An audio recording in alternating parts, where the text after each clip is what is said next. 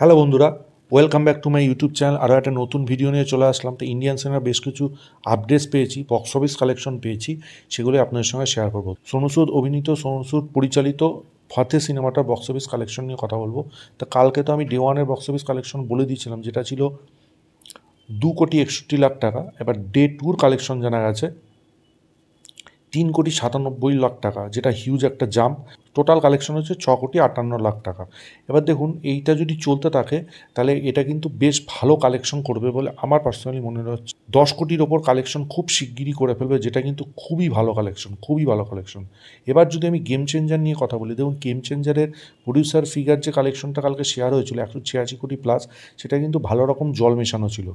ঠিক আছে, সেই জায়গায় দাঁড়িয়ে আমি হিন্দি বেল্টের কালেকশন পেয়েছি, সেটা আপনাদের সঙ্গে শেয়ার করব। ডে টুতে 21,60,00,000 কালেকশন হয়েছে, 7 কোটি প্লাস হিন্দি বেল্টে কালেকশন হয়েছে। দুদিন মিলিয়ে কিন্তু 17 কোটি প্লাস কালেকশন হয়েছে।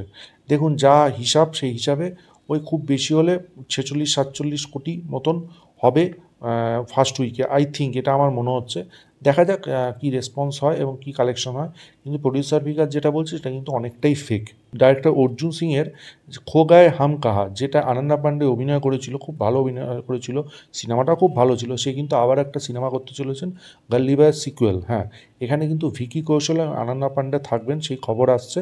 এবং এটা কিন্তু খুব ভালো একটা কারণ সে কিন্তু খুব ভালো একটা পরিচালক। দেখা যাক এই রিলেটেড আরও কি আপডেট পাই, পেলে অবশ্যই আপনাদের সঙ্গে শেয়ার করব। এবার সৃজিত মুখার্জির নতুন ছবি সত্যি বলে সত্যি কিছু নেই, যেটা 24শে জানুয়ারি রিলিজ করছে এবং ডাইরেক্ট ক্ল্যাশ করছে দেব ভেঞ্চার্সের বিনোদিনী সিনেমাটার সঙ্গে। মুখ্য চরিত্রে অভিনয় করছেন রুক্মিণী মৈত্র। কালকে ট্রেলার এসছে, আমি ট্রেলারের রিয়াকশন দিয়েছি, আপনারা গিয়ে চেক আউট করতে পারেন, এই চ্যানেলেই পেয়ে যাবেন। এবার এটার কিন্তু ট্রেলার আসছে আগামীকাল। দেখা যাক ট্রেলারটা কেন হয়। টিজারটা তো খুব ভালো হয়েছিল, ব্যাকগ্রাউন্ড স্কোর নিয়ে একটা বাওয়াল হয়ে গেছিলো, কিন্তু টিজারটা ওভারঅল ভালো হয়েছিল। ট্রেলারটা কেমন হয় সেটা অবশ্যই আপনাদের সঙ্গে কালকে শেয়ার করব।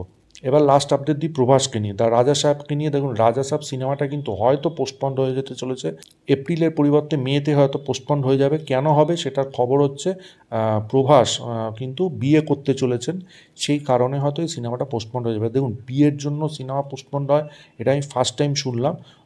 তো এটা পুরোপুরি মেকার্সদের কল, প্রডিউসারদের কল। যদি পোস্টপন্ড হয় তার অফিসিয়াল নিউজ পেলে অবশ্যই জানাবো। তবে এখনও অবধি যা খবর আছে, এপ্রিল থেকে মেতে পোস্টপন্ড হয়ে যাবে প্রভাসের রাজা সাহেব সিনেমাটা।